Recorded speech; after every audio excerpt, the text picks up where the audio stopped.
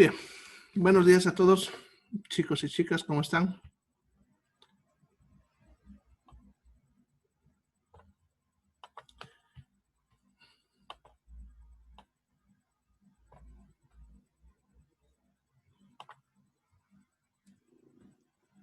Bien, por si acaso, cuando estábamos ingresando hace unos minutos, un corte del internet y por eso se salió de nuevo. Así que los que pusieron su nombre en ese ingreso se ha borrado. Vuélvanlo a poner ahorita en el chat, ¿ya?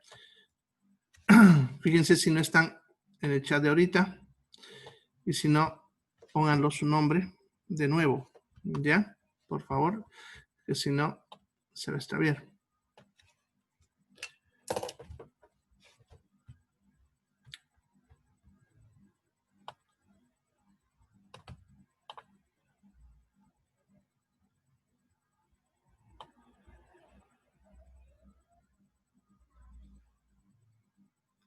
Ya, perfecto. Bien. Bien. Entonces, verifiquen que su nombre esté ahí en el chat, ¿ya? Por favor. Un poquito inestable ahorita el internet. Bien. Ya pidió que los revisen. A ver, vamos a ver qué está pasando para que lo solucione. ¿Ya? Bien.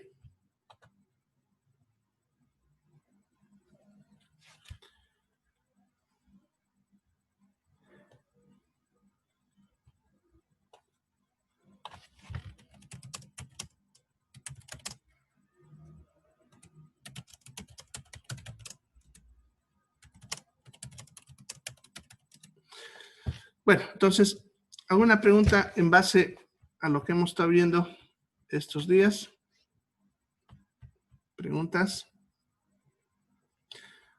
¿Alguna pregunta que haya quedado pendiente de la anterior clase?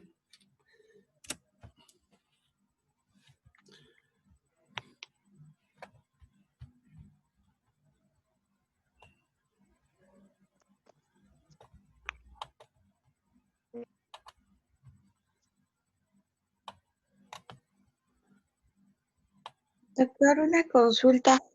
No le entendí cuál es la contraindicación de los medicamentos o algo así, que mencionó unos medicamentos raros. Como es mi primera vez que llevo farmacología, no me memorizo bien los nombres ni nada de eso.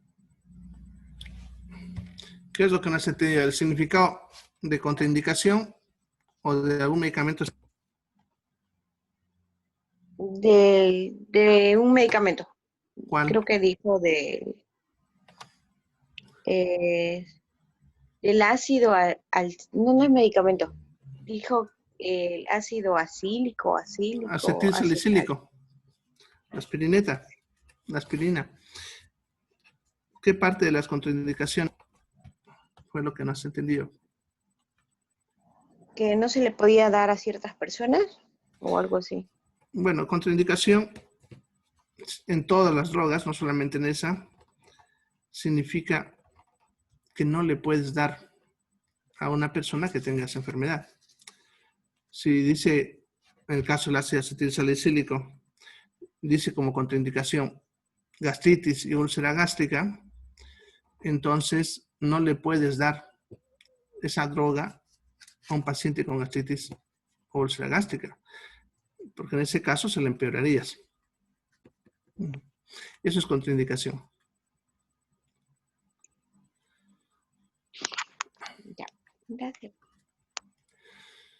Bien, a ver, dice, hay una pregunta, si podemos tomar más 2 tabletas de migrato si no presentamos mejorías. Bueno, depende de qué síntoma estés hablando. ¿Ya? Si lo estás tomando para lo que es las náuseas, los vómitos, pudieses tomar una segunda. Claro que te produciría intenso sueño. ¿Ya? Si estamos hablando para la cinetosis, que es ese mareo, náusea y vómito por el movimiento, cuando uno está viajando, si una no te funcionó, tampoco te van a funcionar las dos. Así que en ese caso, no vale la pena tomar uno extra. En cuanto al soroxipil, no hay ningún problema. Se puede combinar sin ningún problema, ¿ya? Sin ningún lío. No hay ninguna reacción entre ambos. Bien. ¿Alguna otra pregunta?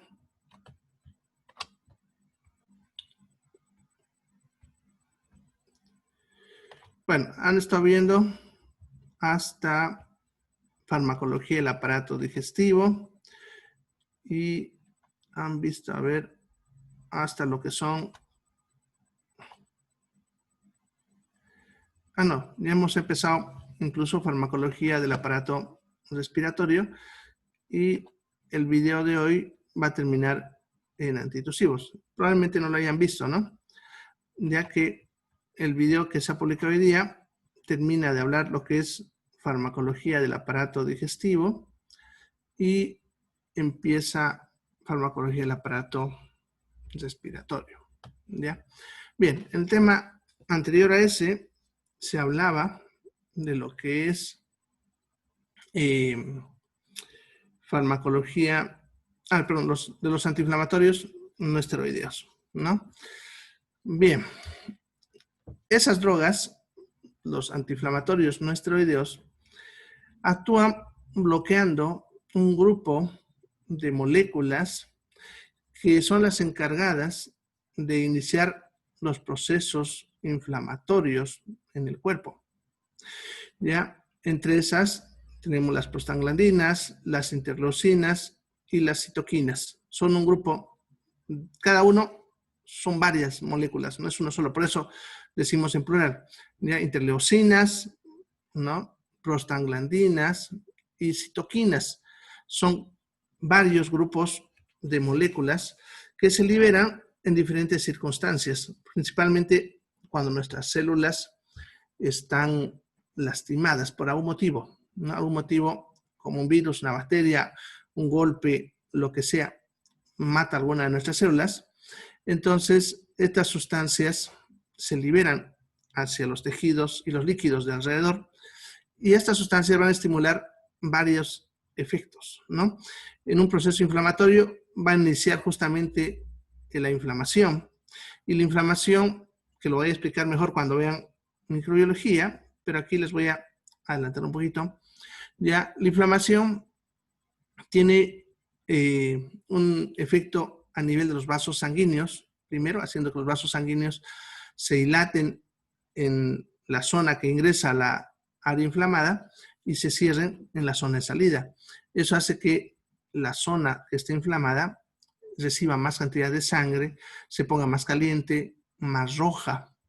Ya, además, parte de los líquidos, la sangre, se empiezan a salir. Eso lo llamamos nosotros aumento de la permeabilidad vascular, haciendo que la zona se empiece a hinchar, ¿no? Todos ustedes han de tener alguna vez una inflamación de alguna herida, aunque sea, que se les ha infectado, y han de ver que se le pone rojo, caliente y se les hincha. Y el cuarto detalle es el dolor. ¿Ya? Estas mismas sustancias, las que estamos hablando, ¿ya? Estimulan a las terminaciones nerviosas que inician el dolor y mandan señales, por lo tanto, al sistema nervioso y nosotros empezamos a percibir dolor, ¿ya? Entonces, si bloqueamos el proceso de estas moléculas, las citoquinas, las interleucinas, las prostaglandinas, ¿ya? O las moléculas que las procesan, que son unas enzimas llamadas ciclooxigenasa, ¿ya? Entonces, aliviamos la inflamación y el dolor, porque se dan cuenta, si no hay estas sustancias, no hay dolor, no hay inflamación, etcétera, ¿no? Entonces, por eso, estas sustancias actúan como antiinflamatorios, bloqueando el inicio de este proceso, como analgésicos porque me bloquean el dolor. Y la parte antipirética, que es la fiebre, tiene que ver también con estas mismas sustancias, pero cuando ingresan a la sangre y circulan por la sangre y llegan hacia el cerebro, a una zona llamada hipotálamo, que es la encargada de controlar la temperatura de todo el cuerpo. Y entonces el cuerpo empieza a subir de temperatura. Si es que estas sustancias que les he mencionado, las interleucinas, prostaglandinas y citoquinas, se elevan en la sangre, entonces el paciente va a empezar a presentar fiebre. ¿Ya? Por lo tanto, si también las bloqueo, entonces tampoco hay fiebre. Por eso estas drogas tienen esos tres efectos. Son antiinflamatorios, son analgésicos y son antipiréticos. Todas.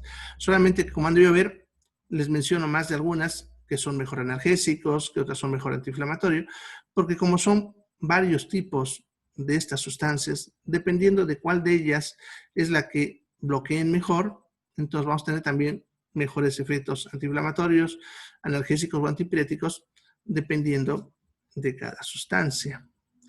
Ahora, eso para responder un poquito que me preguntan sobre lo que es la tormenta de citoquinas. Cuando nosotros tenemos un proceso inflamatorio masivo, no solamente por si acaso pasa con el COVID, porque las tormentas de citoquinas las voy a escuchar hablar con el COVID, pero no es nuevo. Por ejemplo, si una persona, su pierna, pongámosle, ha estado aplastada, pongámosle que se le cayó una pared sobre su pierna y estuvo aplastada. Ya el tejido obviamente está lastimado, está inflamado, no porque está siendo aplastado, pero la sangre no está circulando bien por esa pierna. Y una pierna puede sobrevivir tranquilamente entre 45 minutos a una hora sin sangre, ¿ya? Entonces, pongámosle que se llega en pasado unos 20, 30 minutos y se trata de retirar esas piedras que están aplastando esa pierna. Si nosotros hacemos eso, ¿qué es lo que va a pasar? Tengan en cuenta que toda esa pierna estuvo lastimada, no le faltó sangre, por lo tanto todas las células estuvieron sufriendo, se lesionaron. Entonces todas las células de esa pierna botaron de golpe sustancias inflamatorias, interleucinas, prostaglandinas y citoquinas en grandes cantidades. Si nosotros le quitamos las piedras y la sangre empieza a entrar a esa pierna y luego obviamente salir de esa pierna, va a sacar un montón de cantidad de sustancias inflamatorias que van a ser rápidamente dispersadas por todo el cuerpo. ¿Qué es lo que va a pasar en todo el cuerpo? Va a sufrir un shock inflamatorio, que es lo que le llamamos las tormentas de citoquinas. Bota tantas sustancias inflamatorias por todo el cuerpo que prácticamente todo el cuerpo se inflama. Eso produciría la muerte de la persona, ¿ya? Se muere la persona cuando pasa esto. ¿Por qué? Porque, en primer lugar, va a hacer que en todo el cuerpo los vasos sanguíneos se dilaten. Acuérdense que eso hacía en el lugar de la inflamación. Y si en todo el cuerpo los vasos sanguíneos se dilatan, la presión sanguínea va a caer. Eso va a hacer que el paciente entre en shock. También otro efecto era que los líquidos se salían de la sangre. Entonces los líquidos van a salir de la sangre, eso hace que todo el cuerpo se hinche, pero también me va a bajar mucho más la presión arterial, generando el shock, haciendo que haya una mala circulación a nivel de los órganos, como cerebro, corazón, pulmón, riñón, y se van a empezar a morir estos órganos. Eso independientemente del dolor tremendo que produciría eso en todo el cuerpo, ya que puede llevar a un estrés psicológico que también puede causar descarga masiva de sustancias que pueden también producir la muerte del paciente. Ahora, en el COVID, el virus ingresa de forma tan masiva a las células pulmonares, o sea, en otras palabras, invade de golpe a todas las células de diferentes partes del pulmón, y eso podemos, si ustedes quieren compararlo, con lo que es la pierna aplastada. Muchas células del pulmón de golpe han empezado a sufrir lesiones y botan grandes cantidades de citoquinas a la circulación. Y eso es lo que hace que el paciente entre en una descompensación hemodinámica y fallezca, ¿ya? Por ese motivo, en el tratamiento del COVID, lo primordial es el uso de antiinflamatorios no esteroideos. Justamente cualquiera de los que hemos visto, ya puede ser el ácido acetilsalicílico, diclofenaco, ibuprofeno, lindometacina, que la han usado. Bueno, cualquiera de ellos, en realidad. Yo personalmente he estado usando el diclofenaco y me ha funcionado bien, combinado con paracetamol, ¿ya? Otros usan otro, ¿no? Lindometacina, van a escuchar que lo usan, pero eso es porque es el más económico y es más fácil de acceder para los sistemas de salud públicos, ¿no? Bien, entonces sería lo que es la tormenta de citoquinas. Si quieres que te amplíe algo más, pregúntamelo y lo respondo. ¿Ya? A ver, otra pregunta. ¿A qué se refiere la palabra no esteroideos? Bien. Bueno, volviendo al tema de inflamación, para entender a qué se refiere con no esteroideo. Sucede que nuestro cuerpo tiene un sistema de respuesta a la defensa, ¿ya? El mecanismo del cuerpo de forma general de defensa, perdón, le conocemos con el nombre de estrés, ¿ya? De repente ustedes han oído escuchar hablar sobre el estrés, pero cuando escuchan hablar sobre el estrés, han oído escuchar hablar que es una enfermedad, ¿ya? O lo interpretan así. En realidad, el estrés no es una enfermedad, ¿ya? El estrés es un mecanismo de defensa de nuestro cuerpo ante un peligro cualquiera. Ya puede ser cualquier peligro. Supongamos que están caminando por el campo y un tigre aparece en su camino. Su mente interpreta eso como peligro y libera rápidamente dos secuencias hormonales. Inicialmente lanza una hormona que es la adrenalina y la noradrenalina, que son hormonas similares, ¿ya? Y estas hormonas preparan al cuerpo para sobrevivir y preparan el cuerpo para dos cosas, solamente para dos cosas, o para pelear o para correr, ¿ya? Entonces la adrenalina va a preparar el cuerpo para eso. Para ese efecto, la adrenalina va a hacer ciertas cosas. No va a hacer que el corazón lata más rápido, para aumentar la circulación sanguínea en los tejidos musculares. Va a abrir los vasos sanguíneos en los músculos para que tengan más acceso a energía y por lo tanto más fuerza y velocidad. Le va a cerrar los vasos sanguíneos a las células, a la piel, al tejido de la piel y la grasita, para que si nos herimos no perdamos mucha sangre, ¿ya? También le va a cerrar la circulación a los intestinos y los intestinos se van a detener para que usemos la energía de eso en cualquier situación necesaria. Y a nivel de cerebro les bloquea los centros de razonamiento, de tal manera que cuando estoy con la adrenalina elevada no puedo pensar y solamente su cerebro les va a hacer sobrevivir. Les va a hacer que peleen o les va a hacer que escapen, nada más. Esa es la adrenalina, la que te prepara para esa sobrevivencia. Ahora, suponiendo que peleaste o escapaste, lo que sea, y te lesionaste de forma masiva. En un peligro, uno se lesiona, se corta, lo que sea. ¿Ya? El cuerpo, de que pase el efecto de la adrenalina, va a botar otra secuencia hormonal, que es el cortisol. Es una hormona, el cortisol, también del estrés. Es la segunda que sale el estrés. Y el cortisol tiene como función hacer que el cuerpo se repare posterior a un daño. Y va a hacer ciertas cosas. Una de ellas, ya está el detalle sobre las tormentas citoquinas que hablamos. Una de ellas es bloquear justamente el proceso inflamatorio. Entonces el cortisol en nuestro cuerpo bloquea el proceso inflamatorio. ¿Para qué? Para que no nos mate. Porque acuérdense lo que les decía hace rato, que el proceso inflamatorio, cuando es masivo, puede terminar matando a todo el cuerpo, ¿ya? Entonces, para evitar eso, el cortisol hace el efecto de bloquear al mecanismo antiinflamatorio y bloquea a las células que inician o mantienen este proceso, que son nuestros sistemas de defensa, nuestras células de defensa. ¿Ya? Además de eso, el cortisol va a favorecer el aumento de glucosa en sangre, el consumo de las grasas, retención de líquidos, etc. Todo eso para favorecer al cuerpo a que se repare y si perdió sangre, que recupere sangre, etc. ¿No? Pero el principal efecto, se dan cuenta, en el cuerpo es ser antiinflamatorio. ¿Ya?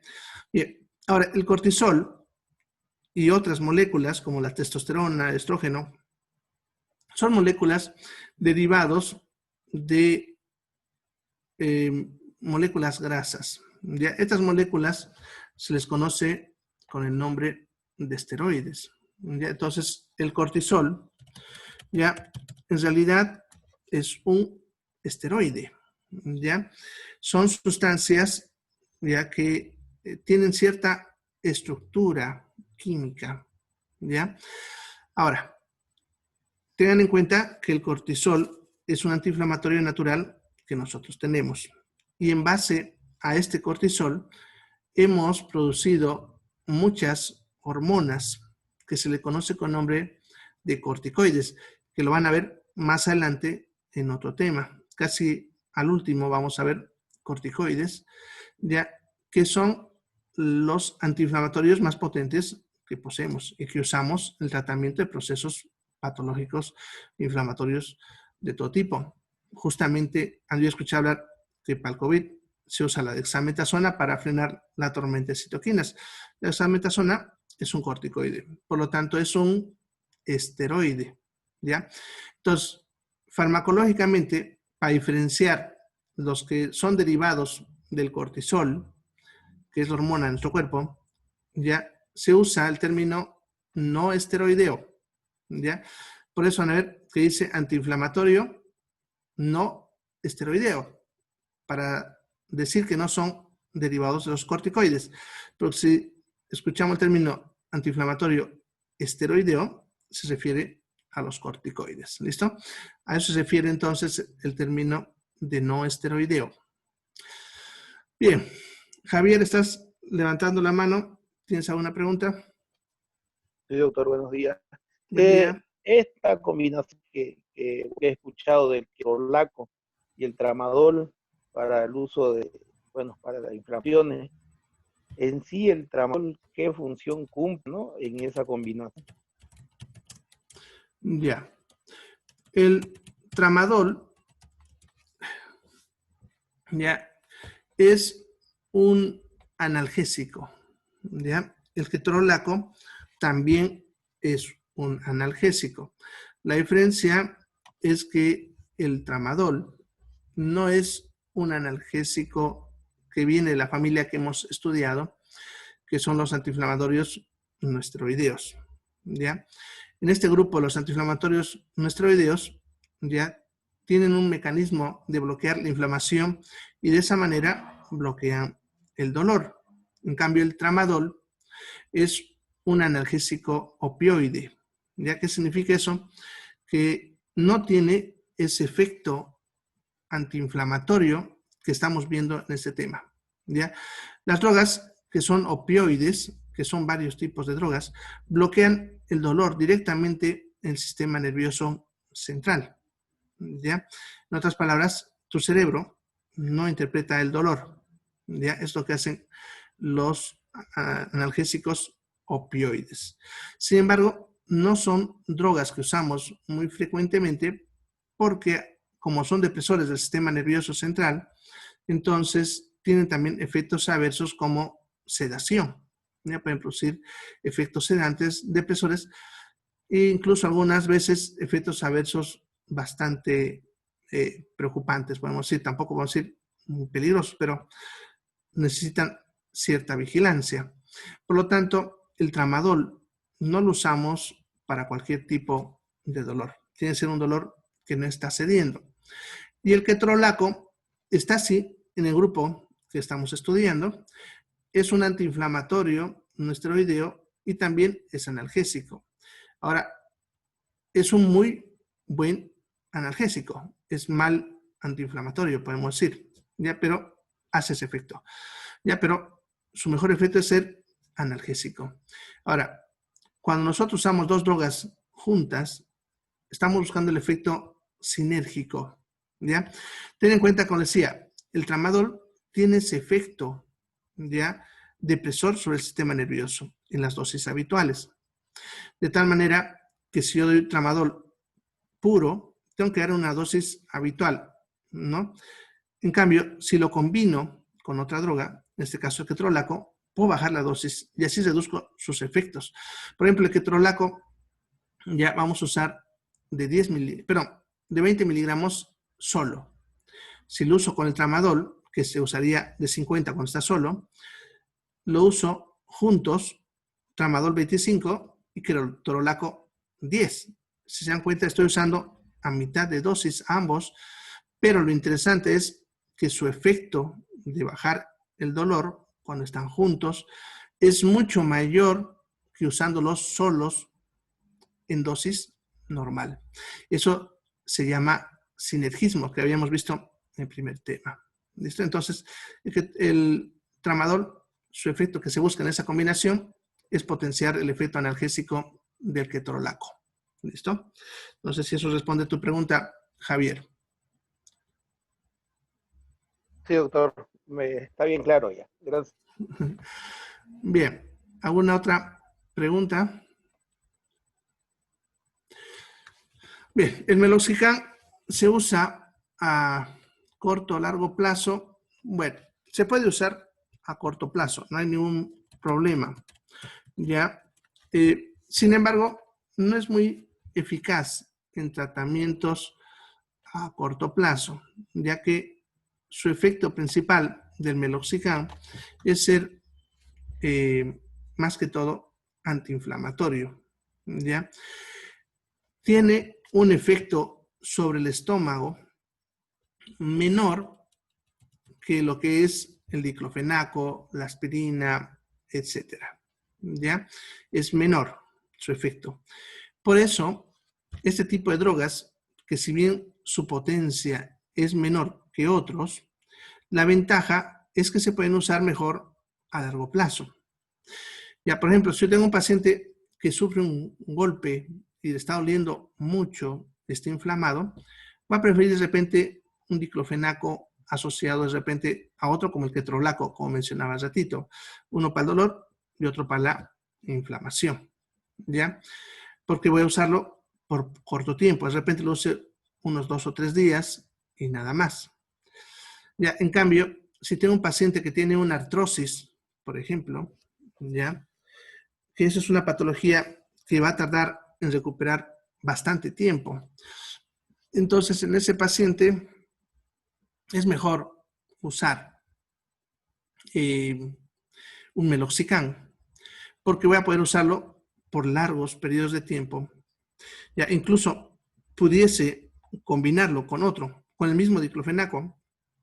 Al inicio, puedo empezar un tratamiento con diclofenaco de 75 cada 12 horas por unos 5 a 10 días y al mismo tiempo empiezo un meloxicam de 15, uno al día, ¿ya? De tal manera que cuando ya deja el diclofenaco, ya ha pasado la intensidad de dolor y el meloxicam me va a mantener este efecto por más largo plazo. Incluso después de un tiempo de tratamiento, vamos a leer unos 15 días, pudiese reducir la dosis a la mitad, de 15 a 7.5 y mantenerlo así por mucho tiempo. Eso me puede servir bastante en patologías crónicas, ya que el efecto a nivel estomacal es mínimo a largo plazo comparado con el diclofenaco, que seguro, si le doy más de 15 días, seguro el paciente va a empezar a molestarme con su gastritis o su úlcera, ¿no? Entonces, es por eso que el meloxicam y las drogas de este tipo que he mencionado se sirven para tratamientos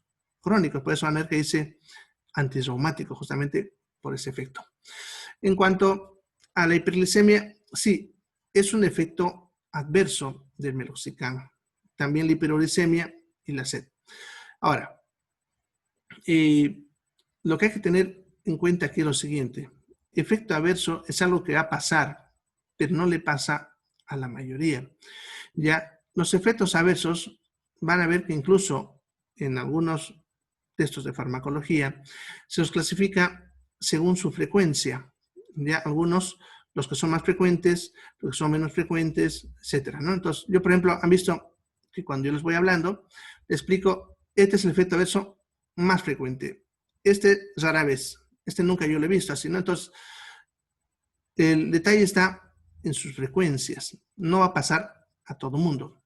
En cuanto a la hiperglicemia, es algo que pudiese pasar, pero en la mayoría de los pacientes no les pasa.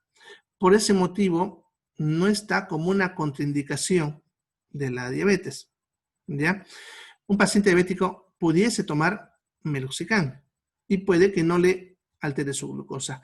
Sin embargo, si un paciente que es diabético y empezó a tomar meloxicam y de pronto se le está empezando a subir su glucosa, tengo que tomar en cuenta el hecho de que está tomando meloxicam. Y ahí puedo actuar de dos maneras.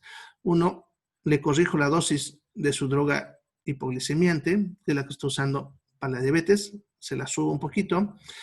Y la otra opción es cambiarle el meloxicam por otro antiinflamatorio no esteroideo. Eso dependerá mucho de la respuesta que tenga el paciente a los tratamientos. A veces son bastante complejos los pacientes. Por ejemplo, los pacientes con artritis y al mismo tiempo que tengan diabetes son bien difíciles de manejar, porque incluso a veces tenemos la necesidad de darle corticoides, los que les mencionaba hace ratito, y estos también me suben la glucosa. Entonces tengo que jugar ahí entre la dosis, rotarle a otro, a ver si me responde, etc. Es un proceso que no es fácil de manejar, pero un profesional con experiencia puede hacerlo. ¿Ya? Bien. Entonces, si no hay más preguntas, ¿alguna otra pregunta? Tengo todavía 1 minuto y medio. Nuestra siguiente reunión será el día martes. ¿Ya? Si tienen alguna duda previa, escríbanla en el Classroom. ¿Ya? En el transcurso del día voy a lanzar un cuestionario y una pregunta para que vayan respondiendo. ¿Ya? Así que, pero no se preocupen desesperadamente hoy porque van a estar habilitados hasta el lunes. Así que si lo ven más tarde, mañana, no hay problema. ¿Ya? Doctor, una consulta. Quería preguntarle sobre la investigación, es que no le entendí su pregunta. Dice, investiga sobre el concepto de cada una de las formas farmacéuticas. Exactamente, eso tienes que hacer. Primero, para eso, tienes que saber qué son las formas farmacéuticas. Investiga qué son las formas, cuáles son, y luego buscas el concepto de cada una. Okay. ¿Ya? Bien. ¿No es recomendable dar corticoides a un paciente? No, pero lo vamos a hacer eso cuando damos corticoides. No es recomendable. ¿Ya? Bien, se va a cortar. Nos vemos entonces el martes. En cuanto a su tarea, primero busquen las formas farmacéuticas y cuando ya tengan cuáles son, recién preocúpense por su concepto de cada una.